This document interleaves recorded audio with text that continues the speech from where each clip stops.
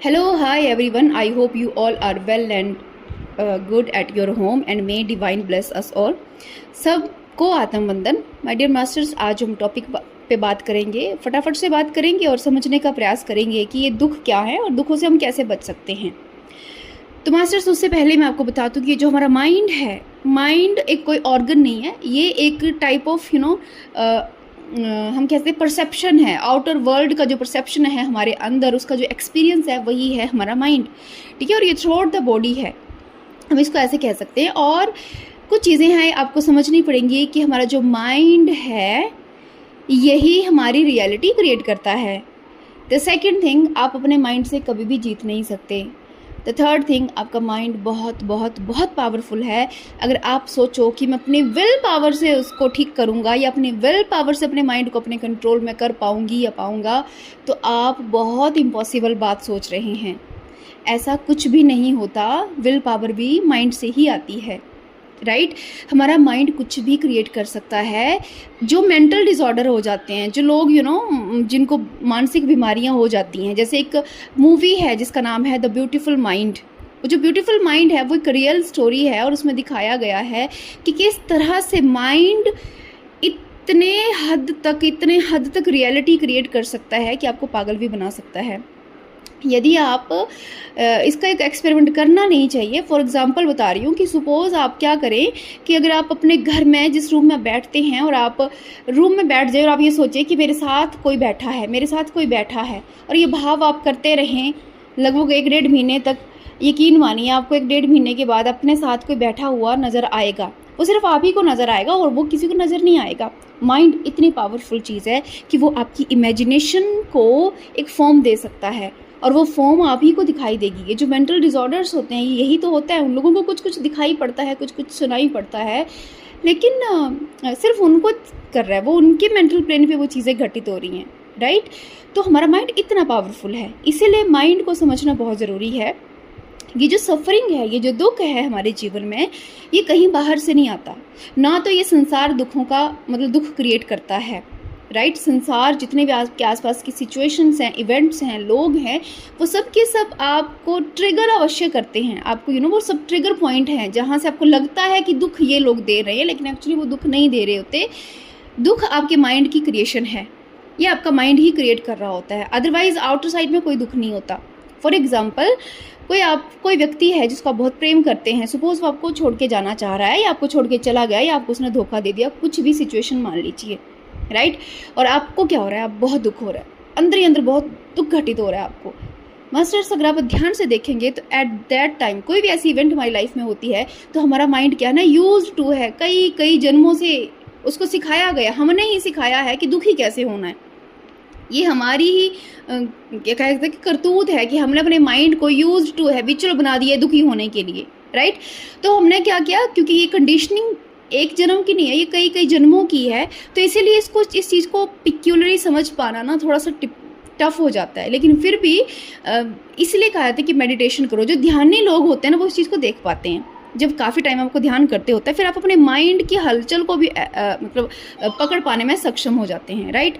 तो क्या है कि जब भी आपकी लाइफ में ऐसा इवेंट होता है तो आपका माइंड सडनली क्या करता है ना, ऐसे कहते हैं ना कि बाढ़ आ जाती है आपके माइंड में विचारों की।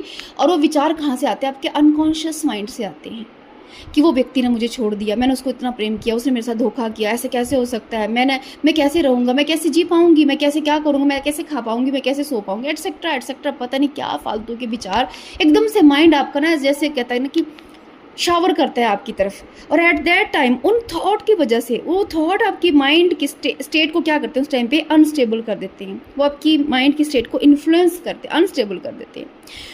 और जब वो माइंड की स्टेट को अनस्टेबल करते हैं और आप क्या फील करते हैं, पेन फील करते हैं, दुख फील करते हैं। याद रखिए, जो इमोशंस हैं वो भी एक टाइप ऑफ थॉट है, लेकिन ऐसा थॉट है जिसमें आपकी ईगो बहुत ज़्यादा इंटेंस है कि वो व्यक्ति मेरे साथ ऐसा कैसे कर सकते हैं, मेरे साथ ही नहीं, आपकी ईगो बहुत इंटेंस है। मेरे साथ उस व्यक्ति ने ऐसा किया, ये एक थॉट है, लेकिन मेरे साथ कैसे कर सकता है, वो एक क्या है, इमोशन हो गया, यानी एक रिजेक्शन हो गया, एक रेजिस्टेंस हो गया दुख के साथ कि मेरे साथ, इनकी आपकी ईगो हर्ट होगी, राइट। तो एट दैट टाइम आपको क्या ज़रूरी है, देखो ये सब कहाँ क्रिएट हुआ, आपके माइंड में। अगर सपोज करो आपके माइंड में उस टाइम पे आपको कोई व्यक्ति छोड़ के जा रहा है और आपके माइंड में वो थॉट प्रोसेस की जो चेन है, वो जो बम्बार्डिंग है, वो शुरू ही ना हो, तो आपकी स्टेट ऑफ माइंड खराब ही नहीं होगी, आपको दुख ही नहीं फील होगा। ठीक है, कोई आ रहा है, कोई आ रहा है, कोई जा रहा है, इट्स ओके, लेटिंग गो करना आसान हो जाएगा। तो एट दैट टाइम अब देखिए, जब कोई व्यक्ति आपको छोड़ के गए, देखो आपके आसपास इन्वायरमेंट वैसा का वैसा है, प्रकृति वैसी की वैसी है, आपका घर वैसा का वैसा है, आपके आसपास के रिश्ते वैसे के वैसे हैं। जब वो इंसान नहीं था आपकी लाइफ में तब भी आप स्टेबल थे, वो इंसान अब जाके आके चला गया है तो अब आपको बहुत दुख हो रहा है, आप अनस्टेबल फील कर रहे हो। आप ये सोचिए कि जब वो लाइफ में नहीं था तब भी आप स्टेबल थे, अब नहीं होगा तो भी आप स्टेबल रह पाएंगे, उसके बिना भी आप स्टेबल रह पाएंगे। लेकिन क्योंकि आपके माइंड और आपका ईगो उसके साथ इतना अटैच्ड है कि आपका माइंड क्या क्रिएट करता है, सफरिंग क्रिएट करता है। ठीक है ना, वो दुख क्रिएट कर देता है by bombarding lot of thoughts. अब वो थॉट अनकॉन्शियस से आ रहे हैं, दैट मीन वो सफरिंग हमने जन्मों जन्मों से पाई है। कितने कितने जन्मों में हम कितने कितने लोगों से बिछड़े हैं, और उसका जो दुख है ना, वो माइंड सारा इंटीग्रेट करके उस टाइम पे आपके सामने रख देता है और आप सफरिंग फील करते हैं मास्टर्स। ये एक कॉम्प्लेक्स मैकेनिज्म है, आई होप आप इसको समझ पा रहे होंगे। अब बात करते हैं कि इससे बाहर कैसे निकले, क्या चीज़ हम कर सकते हैं। तो माइंड से आप जीत नहीं सकते, 100% है, आप उससे जीत नहीं सकते, आप उसको इग्नोर नहीं कर सकते, किसी भी हाल में आप उसको इग्नोर कर ही नहीं सकते, क्योंकि वो आपको पूरी तरह से कंट्रोल कर लेता है। तो क्या कर सकते हैं भाई, क्या कर सकते हैं? तो कुछ देखिए, ट्रेनिंग्स हैं, ट्रेनिंग ऑफ माइंड करनी पड़ती है। अब हमने इतना कुछ अपने माइंड को हमने सिखाया है कि दुखी कैसे होना है, हमने ही सिखाया उसको दुखी कैसे होना है, अब हम ही उसको सिखाएंगे कि सुखी कैसे होना है। तो उसके लिए क्या करनी पड़ेगी, कुछ 2-4 चीज़ें हैं। पहली बात जो नहीं करनी है आपको, वो नोट कीजिए। पहली बात जो आपको नहीं करनी है कि अपने माइंड के साथ रिवर्स कन्वर्सेशन नहीं करनी है। मतलब इसका अर्थ क्या हुआ, जैसे फॉर एग्जांपल आपको व्यक्ति छोड़ के गया और आपका माइंड अब लगातार थोड़ दे रहा है, हाय मैं कैसे उसके बगैर रहूँगा, उसने मेरे साथ धोखा किया, ये कैसे हो गया, इम्पॉसिबल है, ये मेरे प्यार को नहीं समझ पाए। अगर आपका माइंड ऐसे कह रहा है तो आपने ये नहीं कहना है रिवर्स में कि इट्स ओके, जाने दो, मैं I am very much brave, मैं एडजस्ट कर लूँगा, मैं त्याग कर दूँगी, मैं उसके लिए कोई नहीं, वो खुश रहना चाहिए। नहीं, रिवर्स कन्वर्सेशन में मत जाइए। ये माइंड का ट्रिक है आपको अपने अंदर अपने लपेटे में लेने के लिए। समझिए कि माइंड का ये ट्रिक है, राइट। तो अपने रिवर्स कन्वर्सेशन में नहीं जाना है। इनफैक्ट आपको क्या करना है, अगर आप थोड़े से भी अवेयर हैं तो उस टाइम पे जब आपका माइंड ये सब बम्बार्डिंग कर रहा है तो उस टाइम पे आपको 2 काम करने हैं। रिवर्स कन्वर्सेशन तो करनी ही नहीं है ना किसी भी हाल में।